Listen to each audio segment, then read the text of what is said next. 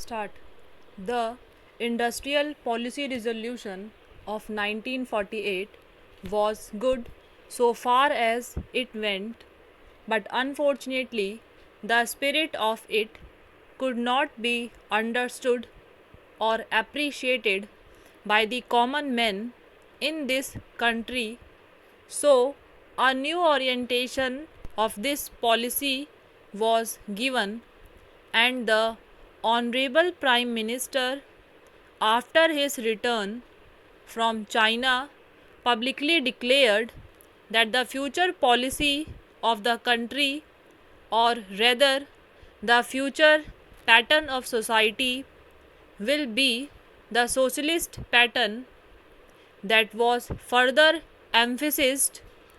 by the resolution passed at the Avadi session of the Congress and later reiterated by Shri Debhar, President of the Indian National Congress. I am very glad to say that the spirit of it has been caught by the nation today. If I may say so, the nation has taken up the challenge for securing the socialist pattern of society.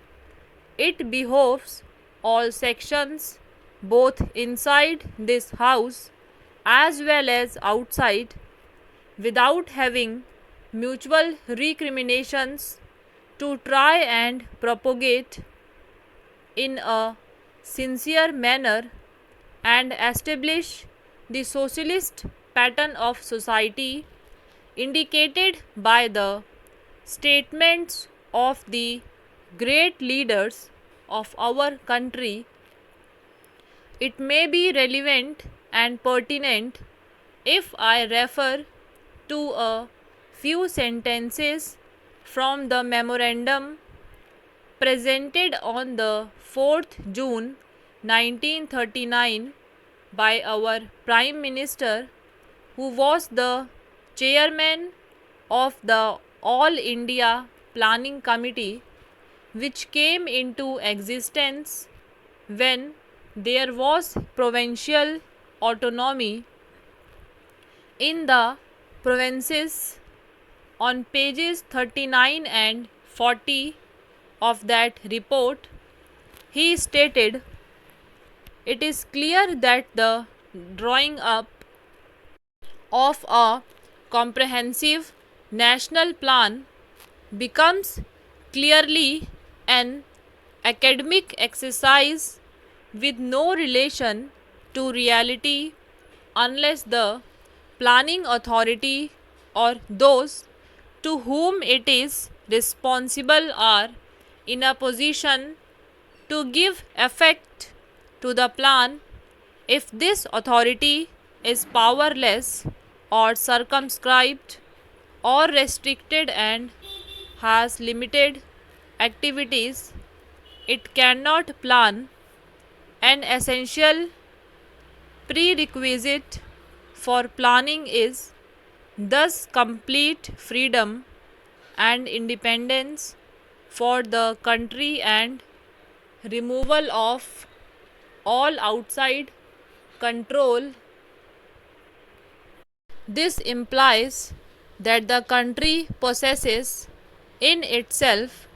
full sovereign authority to take any measures,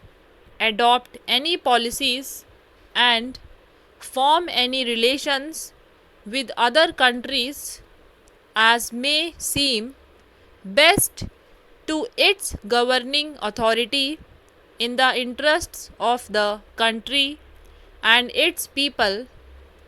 National independence is thus an indispensable preliminary for taking all the steps that might be found necessary for carrying out the 5-year plan in all its various aspects throughout the whole country. At the present moment, it is clear that not only have we in India no national independence, but we are hedged in and obstructed by numerous restrictions, limitations, safeguards, and reservations which block the path to planning and progress. Our plan for national development must therefore be drawn up for a free and independent India, thanks to the sacrifices made by millions of our countrymen and countrywomen under the leadership of the father of the nation, Mahatma Gandhi.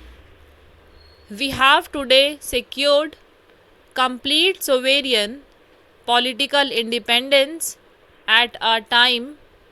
when the nations of the world were engaged in the bitterest struggle, using all the weapons of destruction. If therefore we have secured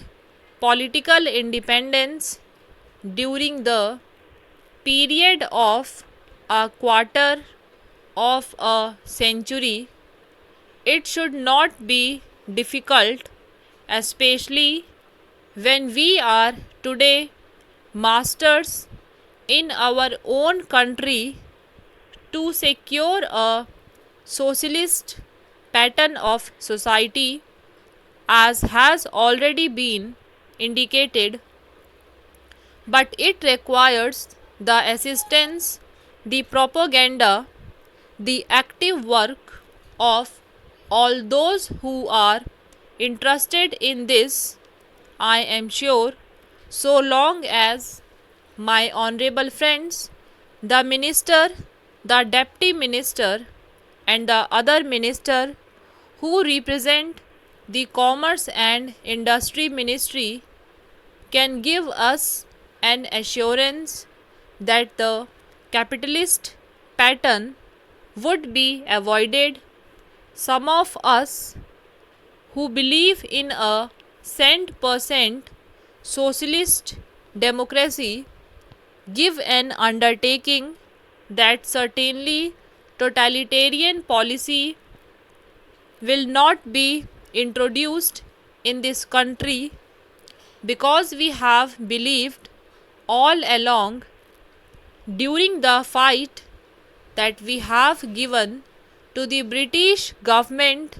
when we secured political independence, that we shall try to maintain democracy undulated and a socialist democracy at that. I am absolutely certain that in this country of ours, liberty of thought,